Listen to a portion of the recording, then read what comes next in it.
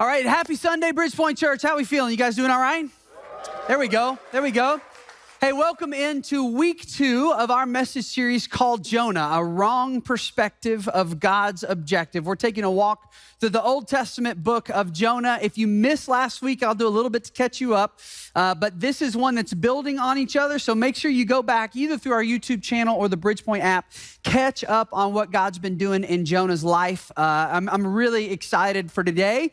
I'm excited about walking through this book together, and I'm excited about what God's doing in and through it. So for everybody here at Tyrone, so pumped that you guys are joining us downtown. Brad, thanks for helping me with the message last week. Shout out to you guys. Seminole and everybody online. I'm so glad that you're here. I just believe God's up to something today in light of this message and what it might mean for your life. So let me ask you a question. Actually, I need to catch you up a little bit. If you missed last week and you don't know the story of Jonah, we're going to walk through the book of Jonah, even though you should try to be nothing like Jonah, okay? That seems like a weird choice to then walk through it, right? Jonah is less about trying to not be like Jonah. And it's more, although that's good advice, it's much more a presentation of, I want you to see God's posture towards Jonah throughout this book. And today is no different. So last week we found out that God had a specific call on Jonah's life. Jonah, go down to Nineveh and preach against their sin. It's chaos there. Go right the ship. Go realign them to God's purposes and his call for them. Jonah did exactly the opposite. He literally went the opposite direction. He ran from his call. He ran from preaching. He ran from the Ninevites. He ran to so much so that he even got on a boat to run from the land and be out at sea away from Nineveh. And what happened is Jonah began to feel the consequences of not falling in line with the calling that Almighty God had placed on his life. And so, in fact, a great storm came up, and through a process of elimination, these hardened sailors realized that Jonah was the problem. And though they didn't believe in God, they said, you've got to get this issue figured out. And Jonah finally reached a point where he said, it's in your best interest just to throw me overboard. And that they did. The pagan sailors suddenly recognized there was something to Jonah's God, because that calmed the storm for them. And what we know in that God, in his infinite mercy, though it may not seem like it sometimes, actually sent a giant fish to swallow Jonah and preserve his life. He spent 3 days in the belly of a fish, all right? Now, I need to fully confess to you, this is just me coming clean from the get-go. I have never spent time in a big fish's belly, and maybe that disqualifies me from preaching this message, so I'm going to give it my best shot. I just imagine that there's a lot of other places I would rather be, all right? If you have experience and need to correct that thought, let me know after the message very kindly with your feedback. I'm just feeling like that's not the most ideal of circumstances. And I want to start today's message with a little bit of an obscure question that may be like, what? But I want you to track with me because I still think it'll make sense to you. Let me kick off today's message asking you this. When it stinks like fish guts, tastes like pig slop, and you're far from where you want to be, what's the next move? All right. When it stinks like fish guts, tastes like pig slop, and you're far from where you want to be, what's the next move? Here's my guess, okay? This is my guess. The size crowd of attenders to BridgePoint on every campus, including online, there must be at least multiple handfuls of people that know exactly what it's like to have had a rock bottom moment in their life. And in fact, I would bet that it's not the minority, it's a majority of folks present, attending, engaging with this message that would say, I know what it's like. Maybe not the smell of fish guts, maybe not the taste of pig slop, but I've been far from where I've wanted to be. Circumstances of life have been far from where I thought they would turn out. I have found myself in positions, in relationships, in situations, in circumstances, in jobs, and in feeling the weight of certain expectations that I never thought would be part of my journey. What do you do then? And for those of you in the room that have never been in that place, 1, I don't recommend trying it. But 2, I want you to lean into this message with me as well.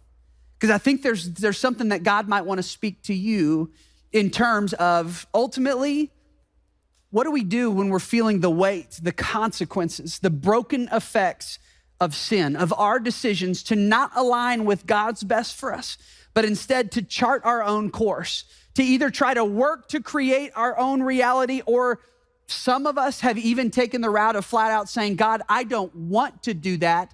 Instead, I'm gonna do this. And we've taken the route like Jonah. Based on the feedback from last week's message, and if you haven't heard it again, I would just encourage you to go catch up on it because we got good feedback. But there are lots of folks that attend a BridgePoint church who in the feedback of last week's message came and made it a point to let me know that they, at least in certain aspects of their life, they are Jonah. It's their story. And in reality, it's the story of all mankind faced with the fork in the road of understanding and embracing God's call in our life of saying, no, I've got something better for me, or I wanted it to look different for me, or I'm just not going to go that route. Or maybe for some of you, I'm not even sure that there is a God out there, or if God has specific calls on people's life like that or not. So I'm just gonna be busy living my own life, and it works for you, it works for you. This is gonna work for me until it doesn't. But what do you do? What do you do when it stinks like fish guts? When it tastes like pig slop and you're far from where you want to be? What's the next move in that spot? Because here's what I also know. Some of you showed up to church today and you looked real good on the outside, like real good.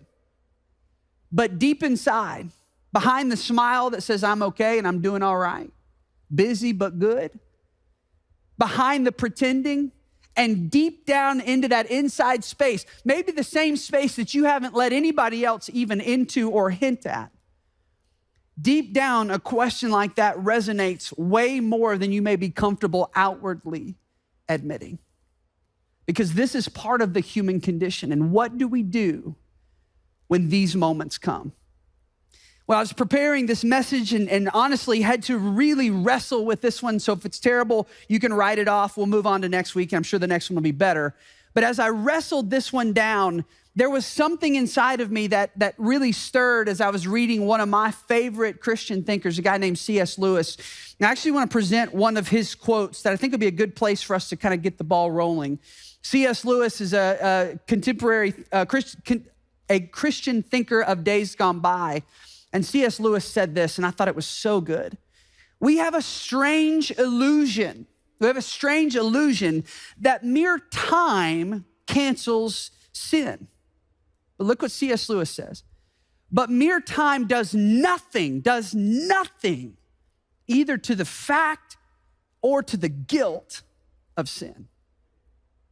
We have this strange illusion that when things don't go right, or when life gets really broken, or when we're really dealing with the weighty, broken consequences of our sin, that if we can just stay locked in and dig a little deeper and try a little bit harder and get a little more focused and try to show up to church a little more regularly, maybe throw something in the bins every now and then, maybe if we're feeling really wild, even join a group or a class, that if we'll just stay locked in, then it'll kind of blow over, right? We can move past it. We can get by on it. And I'm really thankful the way that C.S. Lewis put it is that does nothing. It does nothing. It's a mere illusion that we think we could misalign ourselves from God, that we could choose the opposite of God's desires for us, that we could choose sin against the holiness of such an altogether almighty, altogether different type of God. We could choose that sin, feel its consequences, see it wreak havoc on our souls, on our relationships, on the circumstances around us. And it's got to be a specifically human thought that if we'll just keep our heads down for a little bit, not make too many waves, then the sin and its consequences will just blow over. As if Jesus came and died for sinful people who really weren't that bad, but were just a group of mistakers waiting for things to settle back down between a holy God and a sinful people. And I think for a lot of us, the temptation for me included, I think a lot of us are aware that we're not perfect, aware that we are sinful and have chosen less than God's best far too often.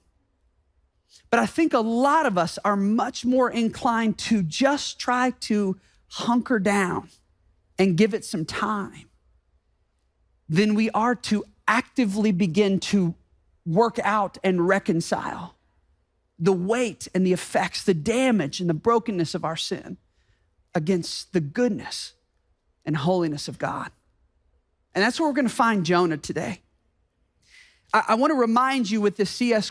Lewis quote that God's desire for you, for me and for you, for all of us, God's desire is that we walk in freedom, that we walk in purpose, that we know deeply and personally calling God a friend and get to walk in and celebrate his goodness and his love, his mercy and his grace fully demonstrated on the cross of Jesus, his death and resurrection.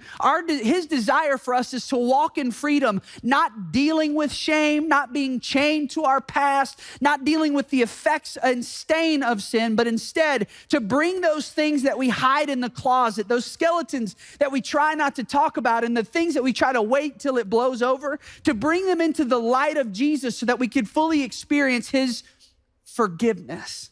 Not shame and condemnation, that's what the enemy's working on us about, but the forgiveness of Jesus so that we could walk anew and fresh in the purpose that God originally intended for us. The question is simply, what will be our response in those moments? When it stinks like fish guts and it tastes like pig slop and we're far from where we want to be, what's the next move there?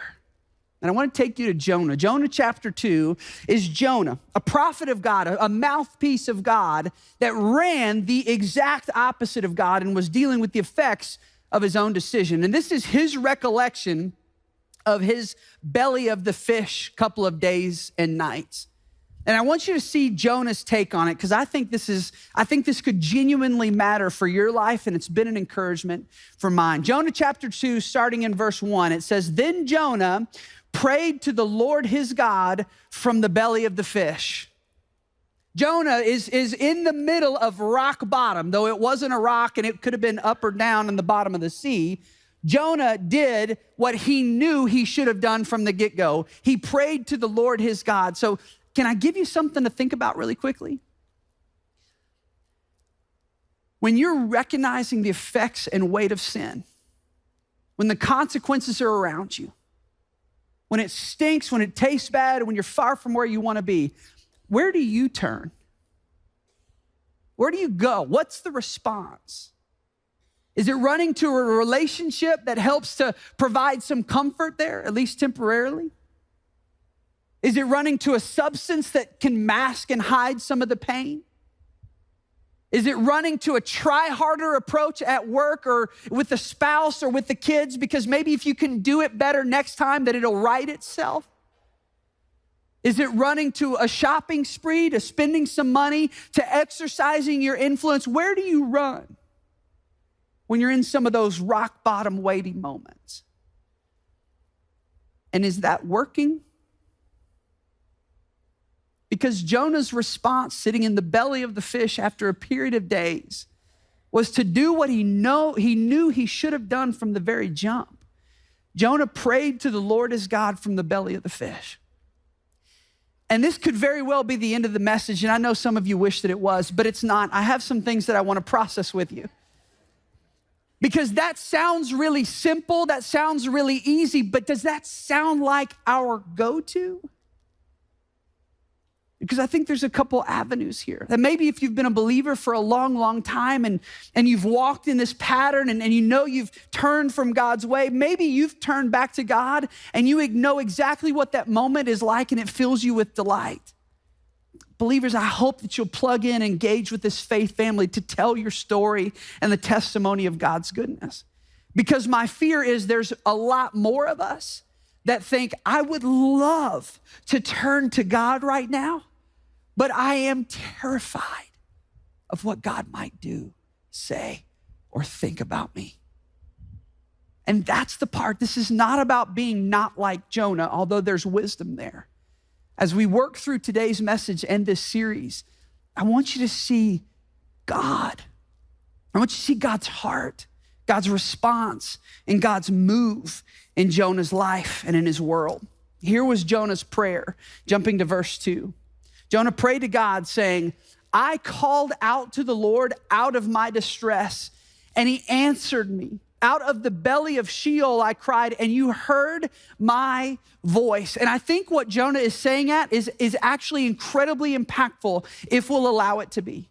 That Jonah is literally sitting in the bottom, the rock bottom of his life circumstance. That God sent a giant fish to swallow him just so he wouldn't die. And Jonah says, I called out to the Lord out of distress. Well, that's putting it lightly, Jonah. I like that you took the cute approach. But look what God's response was.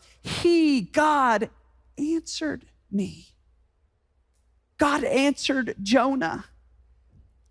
As a side note, God sent the fish to swallow Jonah. He knew exactly where Jonah was, exactly what Jonah was sitting in, and then exactly what Jonah had been running from. And God wasn't sitting up in heaven just saying, oh, here's Jonah. He's a prophet. Let me answer. God was fully aware of the circumstances that Jonah found himself in, and God answered Jonah. Please don't miss that. Please don't miss that. That Jonah continues and says, out of the belly of Sheol. This was a Hebrew word that they used in place of hell. That Jonah is literally saying, I'm in the pits of what is equivalent to the hell of my soul. It's void of good. It's absent of purpose. It's unloving. It's unkind. This is not where I want to be. I called out to God from the absolute bottom of the consequences of my sin. And you heard my voice. Do you see that? I wonder how often in heaven God is sitting there seeing us, seeing the effects of our sin, seeing the hurt in our hearts, the brokenness around us, the brokenness in us. And I wonder how often he stands ready, just wanting to hear your voice, just wanting to hear mine. But I think what happens far too often is we reach the belly of Sheol in our own lives, and the voice we begin to hear is one that says, you could never talk about this. What a mess you've made of your life. What a mess of that relationship. Or maybe for you, it's like, you did that again? You went back to that? You went back to him? You went back to her? You put yourself in the circumstance again? You need 100th time to go back there? And I think the temptation becomes, what's God gonna say this time? How's he gonna feel this time? What's he gonna think this time? Does he even see it? Have I kept it from him off his radar this time? And I need you to see, I think this is the reason Jonah's writing this, that I called to the Lord out of my distress, and God, he answered me. Out of the belly, out of the depths of the own hell I've created here on this earth, I cried, and God, you heard my voice. That's a picture of who our God is. And Jonah understood what was going on. The very next thing that he said is, God, you cast me into the deep, into the heart of the seas, and the floods surrounded me. All your waves and your billows passed over me. God, I got thrown overboard. This giant fish swallowed me, and everything's been happening above me right now, and I'm at the bottom. My choice brought me here. My circumstances led me here. The fact that I'm here talking to you when your world and your purposes are happening all above me and all around me. God, I recognize where I am, and the fact that I can call to you from the deep, that I can speak out to you from the depths of my despair, that the flood that's raging all around me and the waves and the billows that are just knocking me down because of my decisions, the fact that I can call out to you and you would answer. Maybe some of you needed to hear that today. That God is not absent of your story. He's not uncertain. He's not unsure. He's not confused. I think a lot of time God's posture is he's waiting. He's waiting, and our wrong perspective of God's objective can even be so bent about God's objective of what's taking place on the inside of us that we will run from him instead of running to him. Let me pause Jonah for just a moment, because this was an Old Testament version of somebody that's running from God. If it brings you any comfort, there are Old Testament and New Testament stories alike of people that have done this. So you and I, we're in good company of folks that have chosen to run from God. I want to read you something. This one's a little bit more on my level. I borrowed Judah's Bible that I read to him every night before bed. It's called the Jesus Storybook Bible. This isn't to insult your intelligence. It's to help me process it myself. I want to take you to a New Testament passage that is the equivalent of Jonah running. And I want you to hear God's heart and God's character from this story. Some of you will be familiar with it, and that's great. If you're not, that's awesome too. I just want you to hear what I read to my own son about the character of God, what's recorded and written in God's word, the Bible, as it's presented in the Jesus Storybook Bible. While I'm in the neighborhood, can I tell you how deeply grateful I am for the next gen ministries of BridgePoint Church? And parents, I cannot encourage you enough to do whatever it takes to get your kids connected to the resources and the people and the volunteers that are speaking the truths of God into your students or your children's lives, because my family needs that, and I'm betting yours does too. You're gonna hear more about that as we keep going, but man, I just can't help but be so thankful for everyone that serves and gives and invests so that BridgePoint can have such a healthy next-gen environment. But I digress, all right?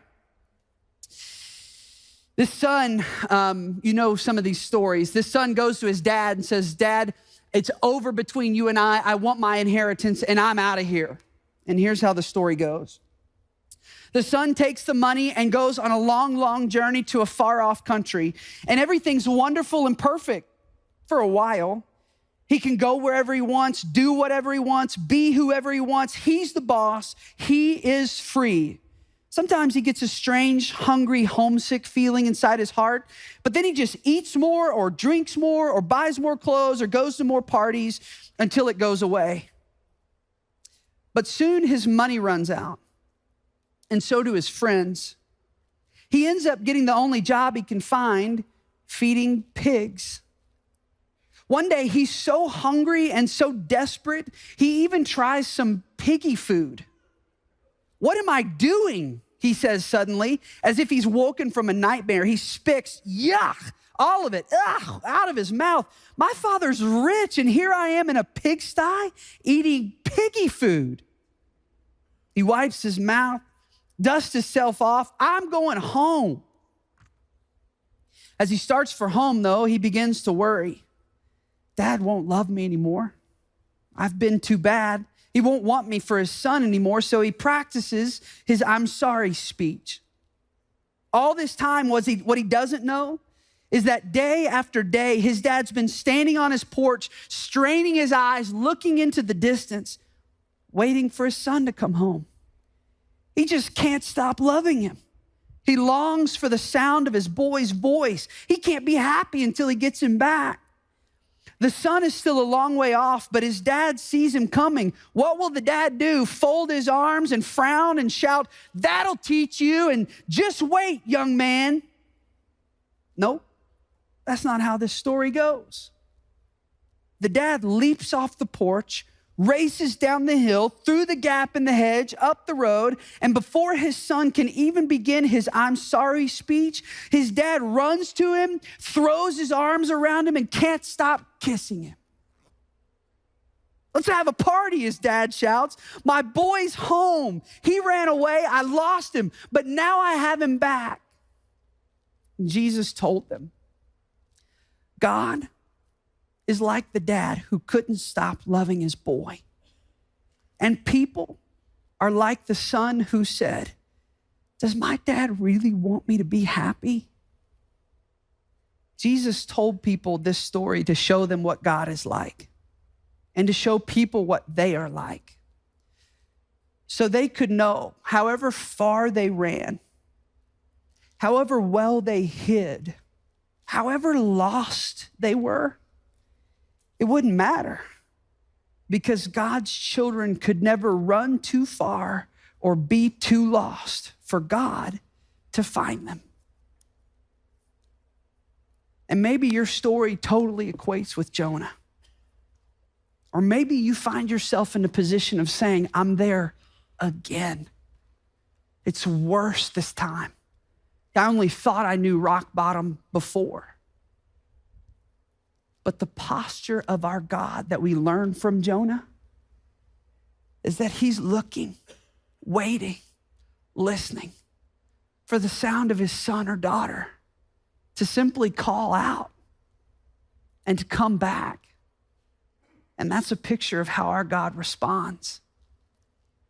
Back to Jonah's prayer. I'm going to skip a few verses, but I want to jump down to verse 7, and I'm going to jump into the NIV, New International Version translation. I just love the way that it reads, and I want you to hear Jonah's prayer again. Jonah says this: when my life was ebbing away, I remembered you, Lord, and my prayer rose to you, to your holy temple. And look what Jonah says. Those who cling to worthless idols turn away from God's love for them. Those who cling to worthless idols, relationships, substances, statuses, jobs, circumstances, ideals, expectations, influence, opinion, authority, you fill in the blank. But those who cling to worthless idols, Jonah's praying to God, turning back to God, and he's saying they turn away from God's love for them. Jonah, in effect, saying, that was me. And instead, Jonah says, but I, with shouts of grateful praise, will sacrifice to you. What I have vowed, I will make good. And I will say, salvation comes from the Lord. Salvation comes from the Lord. And I love Jonah's heart here, that when it stinks like fish guts, it tastes like pig slop, and you're far from where you want to be. Jonah's response was, in that moment, turn to God, because he will save you. That's the rescue that we're longing for, searching for, and hoping for in our hearts. But here's what happens. Here's what happens. Let me go back to another left hook from C.S. Lewis in word form. C.S. Lewis said this: as long as he, speaking about all mankind, as long as he doesn't convert it into action, it does not matter how much a man thinks about his repentance. Because until we reach a place where we say, I've gone this direction and this isn't what's working, I've got to turn, then the enemy has no concern over our lives, because we won't experience the rescue and salvation for our souls. But it takes an active turn from this way to God's way, to realign, like Brad taught us last week, to realign with God's purposes before we can discover the rescue that God intends for each and every human heart. If I could leave you with one thought today, I want you remembering this big idea. It is never too late. It is never too late. Listen, it's never too late. I know you think it is. I know you think it's too far gone, too messed up, too broken, too long in the opposite direction. It is never too late to become the person you were made to be. And here's who that is: a beloved son or daughter of God. You and I were made to forever know how deeply loved by Almighty God we are. And the only thing that will stop you and I from experiencing that is whether or not we're willing to repent. It's a big fancy word. It just means to turn. Whether or not we're willing to turn from that which has brought us to rock bottom and turn toward the only thing that could rescue our souls. So let's talk about it really quickly. I want to wrap up with this. Here's repentance. Let me be abundantly clear. This is what it looks like to turn and realign ourselves to God. The first step is this: we've got to be honest. That means the fake smiles and the dressing good on the outside will not cut it when you stand in front of the realities of our decisions, mine and yours. It takes an honesty to say, I have missed the mark. And lest you feel anxiety about that, the Bible teaches that we all have. Are you willing to be honest with yourself? Am I? The second thing is to consider the damage. Because to turn from something, we must understand the effects that sin has had on us. And I know it's a temptation to believe that our decisions only ever really affect us, but sin, it affects us deep on the inside, and it breaks the relationship, the fellowship, the closeness we could have with God. But sin damages relationships and circumstances all around us. And it takes recognizing how broken, how sinful, how damaged we are and others are because of our sin. And then there's this, and before I put it up there, do not let the enemy allow this to land heavy, but instead I want you to hear this today through the lens of freedom of what God wants to do in your heart. Confess. Confess. Confession means I get to take all of this stuff and agree with God. I've been wrong. I have run. I have sinned. I've chosen my own way, done my own thing. I have missed this mark. But until we're ready to be honest about it, to recognize the weight of it and speak the confession to God, a lot of us are just hunkered down saying, I'm just going to let this one blow over. The effects of sin will never blow over in your soul. Confess. And what you'll discover is a God who says, I was waiting to hear your voice. I forgive you. I love you. I've paid the debt with my own son's death on the cross, and he rose so that you could have new life, not going back to old life.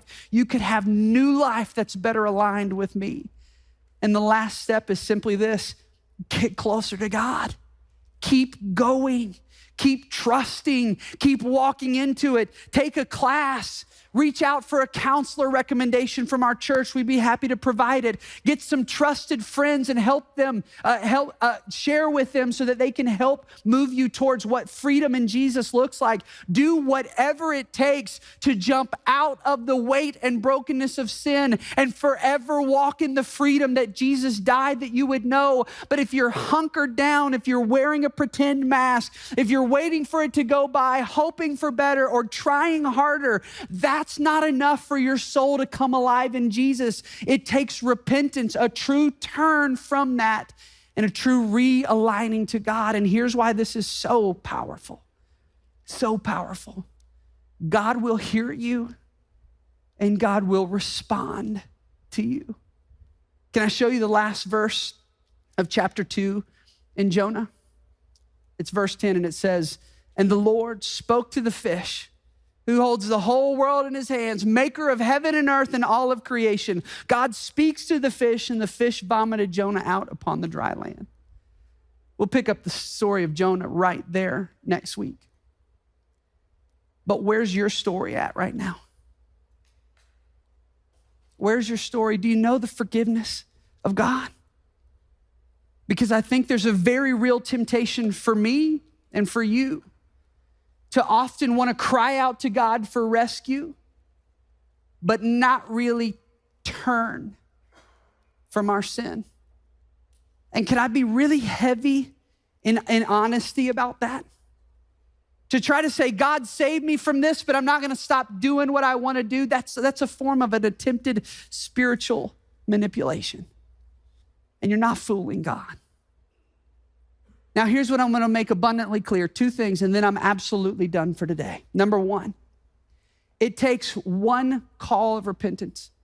It takes one request for God to forgive your soul of all of its sin, to allow the debt of your sin to be fully assigned to Jesus and his death on the cross, that you and God would be right, could be considered friends for the rest of forever. It's a once and for all decisions to call out to God for him to fully rescue your soul. It doesn't take over and over asking and over attempts to please him. God's grace is enough. Jesus' death was enough that forgiveness is available to you. But But turning to Jesus does not make you perfect, and it will be a journey of continued repentance to be freed from the sin that we so often go back to.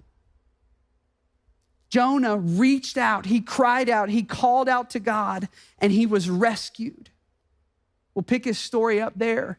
But the story of Jonah is a wrong perspective of God's objective. And some of us need to write our perspective of God's objective in our own hearts and our own lives.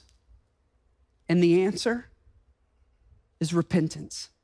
Turning from the mess, from the sin, and from the brokenness, and turning towards a God ready to meet us with grace, mercy, and forgiveness. New life, new opportunity to become the beloved son or daughter that you and I were made to be. How will your story continue? Will you pray with me?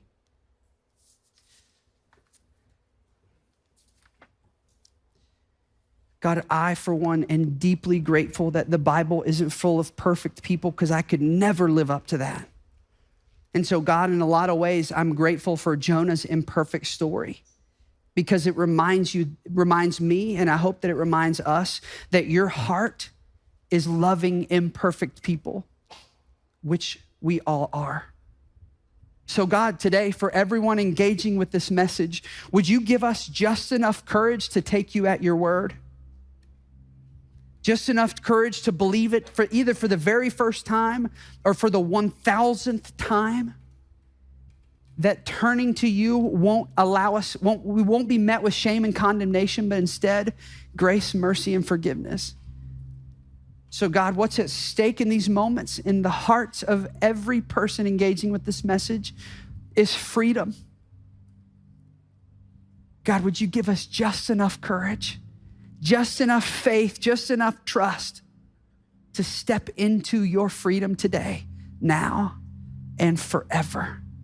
Pretending, done. Faking the smiles, done. Masks off. Forgiveness has come. God, would every heart and every soul reach out and receive it today? I'm praying that.